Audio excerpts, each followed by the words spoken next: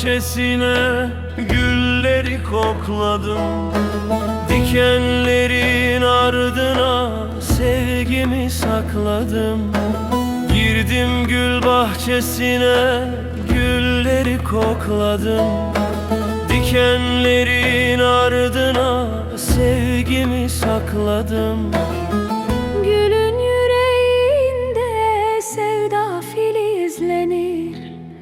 Sevdanın her renginde bülbül kederlenir. Gülün yüreğinde sevda filizlenir. Sevdanın her renginde bülbül kederlenir.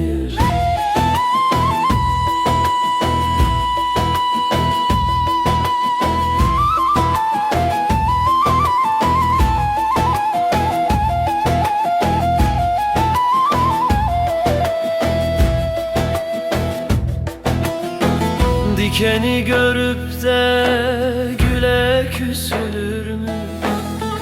Gülün bahçesinde insan üzülür mü? Dikeni görüp de güle küsülür mü?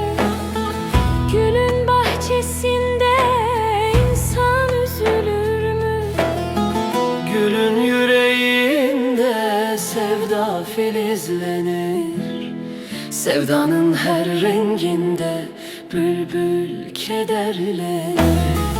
Gülün